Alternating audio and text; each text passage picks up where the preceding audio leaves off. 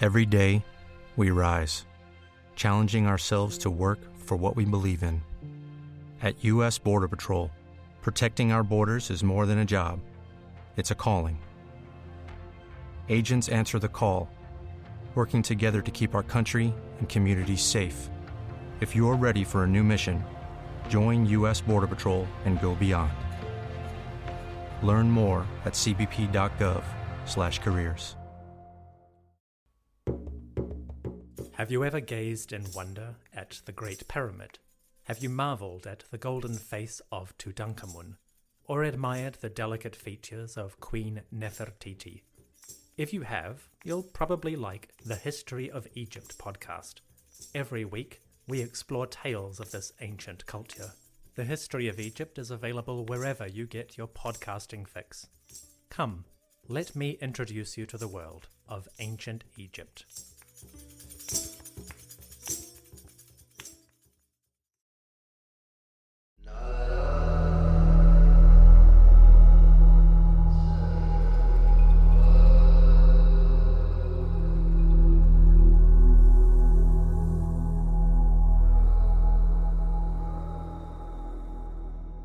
The statue of the storm god stood on a base designed as an ox-drawn cart. Between the animal's feet, on the back of the cart, and partly on the surface and side of the base, the king set down his words in Phoenician script. I am Awariku, Muxus' grandson, king of the Hyaweans, Tarhunza's servant, the sun god's man. I caused the plain of Hiawa to prosper, because of Tarhunza and my paternal gods. And I added horse to horse, army to army. And so the king of the Assyrians and the entire house of Assur became father and mother to me. And Hiawa and Assur became one house. Indeed, I smote strong fortresses, and I built toward the east 8 and toward the west 7 fortresses. In 727 BC, when word arrived of Tiglath-Pileser's death, Awariku had been ruling Hiawa, or Kwe, for over a dozen years. As we mentioned, Hiawa derives from Ahiawa, or Achaean, flagging the ruling dynasty's ties to the former Mycenaean Greeks. Much like the nearby Taita of Patton had called his kingdom Palestinian, flagging its ties with the Philistine/Peliset, who'd also hailed from Greece. A century earlier, both kingdoms had fought tooth and nail against Shalmaneser III. Now Patton was gone, and Awariku had joined his house to Assyria. An Assyria remade by Tiglath-Pileser, and now in the hands of his son. One reflection of the major changes wrought by the previous king was that his son, Shalmaneser V, didn't take power as king of Assyria, but as king of Assyria and Babylon, which is a story I'll cover in a Patreon episode. Being at the opposite end of the empire, and likely not knowing his Kassites from his Chaldeans, Awariku may not have had much sense of how profound a change it was. The issues taking up his bandwidth remained much closer to home, though, again, after Tiglath-Pileser, no longer in nearby Syria. Bordered on his east by Assyrian loyalists, Tarhulara of Gurgum and Bar-Rakib of Samal, and with everything between there and the Euphrates provincialized, northern Syria had become stable, predictable, and relatively non-threatening. The lands that merited keeping an eye on were those on his other frontiers.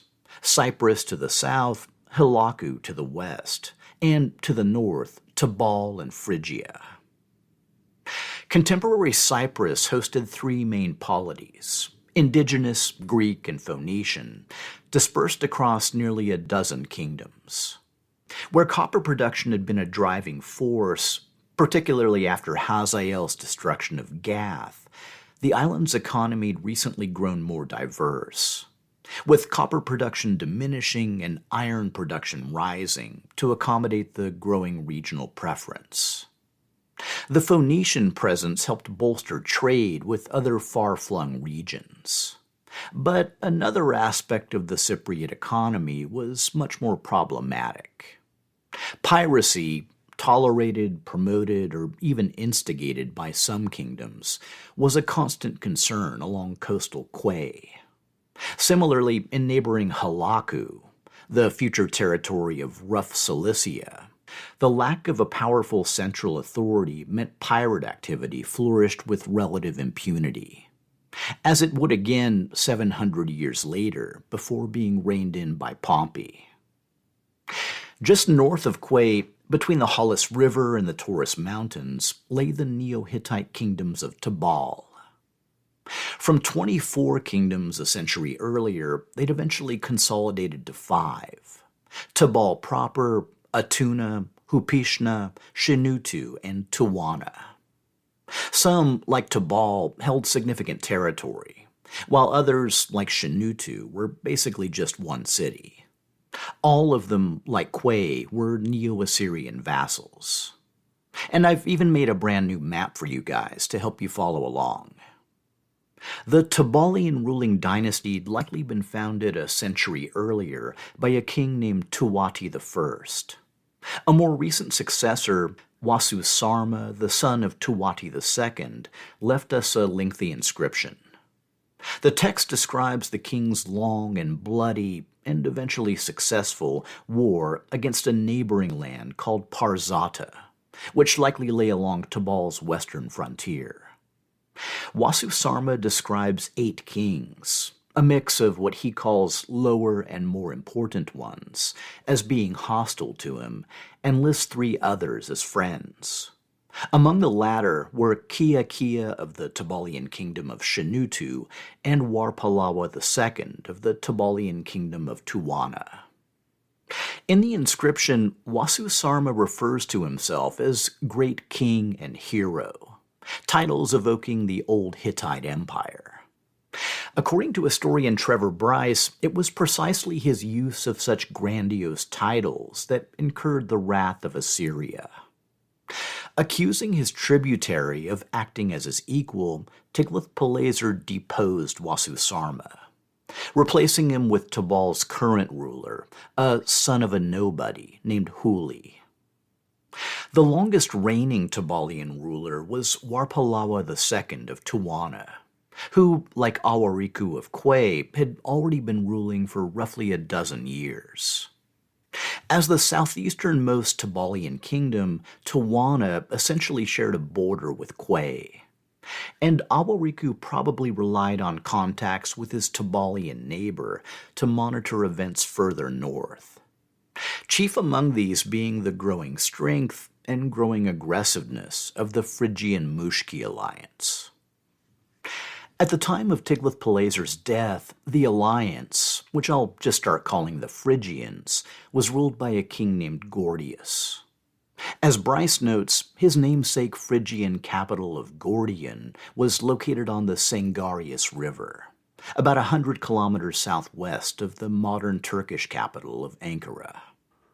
It was an impressive, massively fortified city, whose most prominent feature was a citadel mound in which was located the palace complex. A large field of enormous mound-style tombs extended outside the city walls. Gordius belongs to that category of kings, like Philip II of Macedon or Phraates I of Parthia, who spent their lifetime building a foundation for their immediate successor to explode from. It's unclear whether, in the time of his reign, Phrygia was already pushing across the Halys River toward the land surrounding Hattusas, or intimidating neighboring kingdoms into accepting Phrygian domination. The only thing we know for sure is that both these initiatives would be fully developed under his legendary son, King Midas. So again, these were the lands on which Awariku likely focused the bulk of his attention, especially regarding any developments that might spark an Assyrian response. But the first time that Awariku got word that Shalmaneser V was crossing the Euphrates, his target was way down south in the kingdom of Samaria. As you may recall, Samaria, the much-reduced territories of the former Israel, was currently being ruled by an Assyrian-backed usurper named Hoshea. The Bible, notably 2 Kings, gives us the reason for the 725 campaign. Shalmaneser V, king of Assyria, came up to attack Hoshea, who had been Shalmaneser's vassal and had paid him tribute. But the king of Assyria discovered that Hoshea was a traitor, for he had sent envoys to So, king of Egypt, and he no longer paid tribute to the king of Assyria as he had done year by year. The current Egyptian pharaoh was still Pa or Pianki of the Kushite 25th dynasty, but the Kushan strongholds of Thebes and Napata were quite a ways to the south. So the Samarian envoys instead approached a local king named So, likely Assur IV of the delta city of Tanis, which I should mention I actually visited this April and which was unsurprisingly very cool. I'll post a few pictures. Assur was technically a vassal of Pianki, but in reality ruled independently. Still, after meeting the envoys, he decided an alliance wasn't worth the risk, and sent them back empty-handed. As far as who may have tipped Shalmaneser off about the Samarian visit to Egypt, well, keep in mind that they passed both ways through Assyrian loyalist Judah. Accounts of Shalmaneser's campaign, and of his reign in general, are fragmentary and spread across a number of sources, including biblical passages, the Babylonian Chronicle, and the inscriptions of the later Assyrian king Sargon II. In a recent article, historians Keiko and Shigeo Yamada do a bang-up job of reconciling these accounts. To start with, they propose that based on the evidence, Shalmaneser V first marched into Samaria in his second or third regnal year, 725 or 724 BC. As 2 Kings describes the campaign, the king of Assyria invaded the entire land, marched against Samaria, and laid siege to it for 3 years, likely until 722 BC. It also reports that at the end of the siege, the king of Assyria captured Samaria and deported the Israelites to Assyria. He settled them in Hala, in Gozan on the Kabur River, and in the towns of the Medes. The usurper and rebel king Hoshea was seized and put into prison. The Yamadas add that shortly after its annexation, Samaria was resettled with people from Babylon and Cutha. So Shalmaneser was clearly reading from his father's playbook: extended sieges, provincialization, and large-scale population swaps. And again, by the end of the process, the kingdom of Israel was gone. These are also the events that led to the emergence of a separate Samaritan versus Israelite identity. Modern Samaritans claim descent from a Jewish tribe that avoided deportation, while the Israelites claim that the original Samaritans were resettled immigrants from Cutha. While he was in the area, Shalmaneser was forced to take action against another recently installed Assyrian-backed usurper turned rebel, Matan II of Tyre. And again, I need to thank the Yamadas for helping untangle events. The primary source is a history of Tyre written in the 2nd century BC by Menander of Ephesus, which was quoted by the later Jewish Roman historian Josephus. According to Menander, the Assyrian king Shalmaneser came up against all Phoenicia and, after making a treaty of peace with all the cities, withdrew from the land. The coastal cities, including Sidon, revolted against Tyre and surrendered to the king of Assyria. Unpacking that a bit, it sounds like all the Phoenician cities, except for Tyre, made peace/submitted to Assyria. Describing these cities as revolting against Tyre just meant that they refused to follow Tyre's lead. The Yamadas continue that, As the Tyrians did not submit, the king of Assyria came back and did sea battle against Tyre with the support of other Phoenicians. But the Tyrians defeated the enemy at sea, taking 500 prisoners. So the Assyrians didn't really have a navy, so the sea battle in question was entirely Phoenician on Phoenician action. At the end of which, to Assyria's chagrin, the Tyrians emerged victorious. In the wake of this failure, the king of Assyria, on leaving the region, decided to blockade the Tyrians. There are several parts of Menander's account that lead to a bit of confusion. Firstly, he names the Tyrian king not as Matan II, but as, quote, Elulaios, or Luli, who was also called Pil, as in P-Y-L. The Yamadas attribute this to some garbling of the story. P-Y-L, Pil, likely refers to P-U-L, Pul, which we know was Tiglath-Pileser's personal name.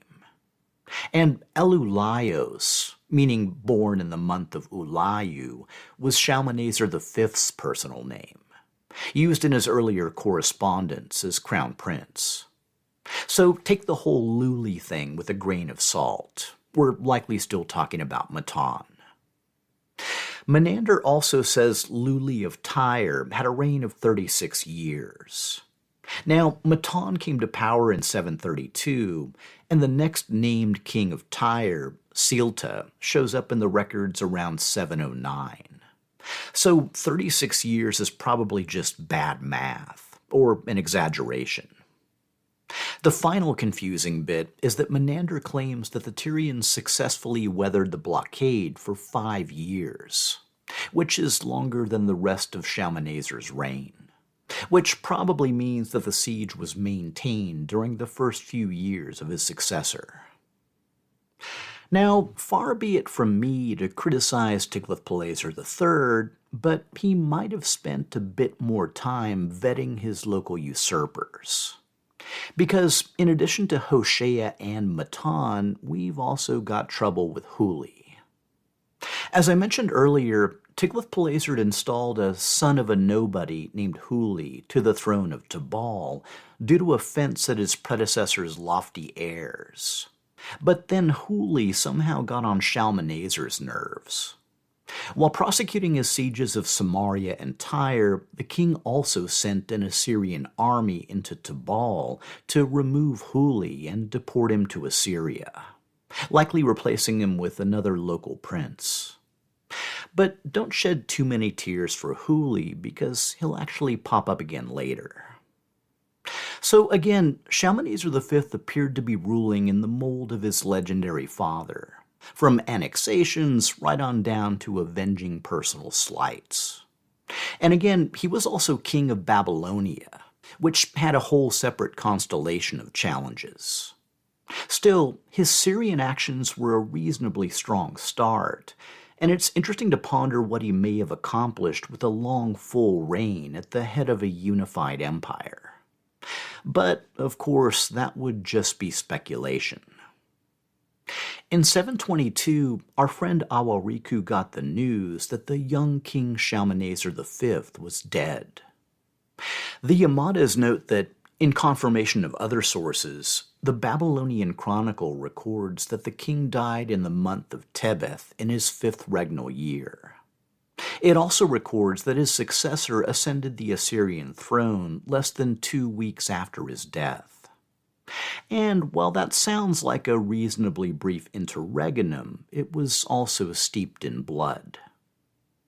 As the Yamadas relate, the circumstances of the end of Shalmaneser V's reign and the rise of Sargon II remain obscure due to the shortage of sources. But Sargon's later deportation of thousands of guilty, transgressing Assyrians implies that he'd usurped the throne in the face of strong opposition. And though he pardoned those who opposed his rise, he also distanced them from Assyria's heartland by resettling them in Hamath. As to why Hamath, we'll get to that in a minute. In terms of his background, Sargon II may have been anything from a full or half-brother of Shalmaneser V to the scion of an alternate branch of the royal family to a governor, general, or other senior official. It's also worth noting that we have zero records of Assyrian unrest during Shalmaneser's reign, though, in fairness, we don't really have many records at all. But I mean, this wasn't like the era of Ashur-Nerari V, filled with revolts and plagues and eclipses and enemies at the gate. In the wake of Tiglath-Pileser's conquests and reforms, the Assyrian Empire of 722 was larger, stronger, better run, and better organized than at any other time in its history. How and why the dynasty was overthrown remains a very open question. Sargon II attributed his rise to no less a figure than Assur. As the Yamadas relate, Sargon claimed that the god overthrew, in his rage, the reign of his predecessor, Shalmaneser V, who did not reverence him and his privileged city, i.e. the ancient capital of Assur, which might suggest that Sargon had strong ties to that city. But that's about the extent of our knowledge. While a usurpation is almost certain, and its quick success also tells us something, almost every other aspect remains a mystery. That said, Sargon's break with the previous regime could not have been more clear. Historian Natalie Naomi May highlights that, in addition to barely referencing his immediate predecessors, Sargon abandoned the traditional royal names from the Middle Assyrian period. Instead, he named himself after the ancient Akkadian hero king Sargon the Great, who'd reigned 1,500 years earlier. And, by the way, in both their cases, naming yourself Sargon, Sharukinu, or True King is an effective way of announcing that you are anything but. And, also like the original, this Sargon was forced to start his reign with the massive imperial rebellion. For Awariku of Quay, it must have seemed like a sudden thunderstorm right out of a clear blue sky. The death of Shalmaneser, the elevation of Sargon, then, possibly in response, news that the current Hamathite king had gone into open rebellion. The king in question, Yaubidi, was successor to Enlil, the king who'd ruled when Tiglath-Pileser crushed the revolt in neighboring Luash. So there's at least a shadow of an argument that Yaubidi was just being loyal to the previous dynasty. For his part, in a later inscription, Sargon II refers to Yaubidi as a rebel, a low-class person with no right to the throne, and unworthy of the palace. Which, if he wasn't just being catty, might mean that Yaubidi was a usurper. As an interesting aside, historian Mordecai Kogan flags that the Yao in Yaubidi is the normal Assyrian transcription of the name of the Israelite god Yahweh. Consequently, Yaubidi has been taken either as an Israelite living in Hamath or an Aramaean who had adopted the worship of Yahweh. From Hamath, the rebellion quickly spread to Arpad, Damascus, and Samaria, all of which, if I may remind you, were current Assyrian provinces. Kogan notes that, based on the placement of royal stelae marking the borders of reconquered territories, it's reasonably likely that provincialized Patton also joined the revolt. The Phoenicians got into the game as well, at least the minor kingdom of Samira near Hamath. It's also important to keep in mind that some part of the Assyrian army was still prosecuting the siege of Tyre begun by Shalmaneser. Yaubidi apparently kicked things off by destroying Assyrian garrisons. Kogan highlights Sargon's claim that Yaubidi killed the citizens of Assyria who were present and left no one alive. The garrisons may have been minimally manned, with at least some soldiers summoned back east to fight in the contested succession. After liberating the captive provinces, Yaubidi helped install former dynasts, or, whoever was left, back on their respective thrones. So we've got Damascus, Samaria, Arpad, and Patton all under the leadership of Hamath. And once imperial forces were purged, the rebel alliance likely focused on planning a regional defense. They figured they had at least some time. It was common knowledge that not only was Sargon having difficulty shoring up his new regime, but he was also tied down with a major revolt in Babylon. In fact, as the next year unfolded, rumors likely made their way west that Sargon had lost control of Babylonia to an alliance of Chaldeans and Elamites, which, for opponents of Sargon, was clearly the good news. The bad news was that, with Babylon lost, Sargon could focus all his attention on the rebellious territories of Syria.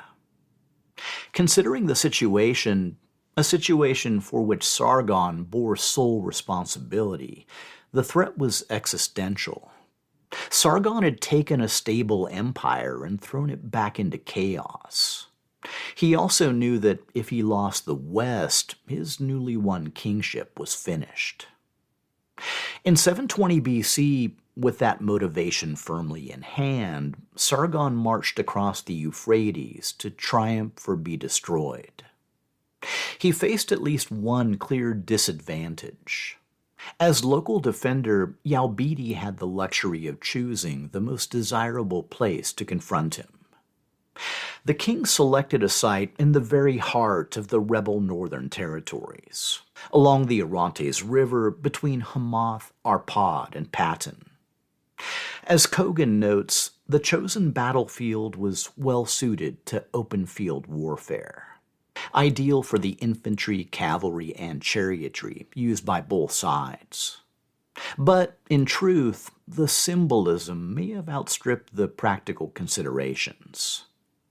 Because when you're assembling a coalition of northern and southern Syrian kingdoms to defend the west against Neo-Assyria, it's hard to come up with a better spot than Karkar.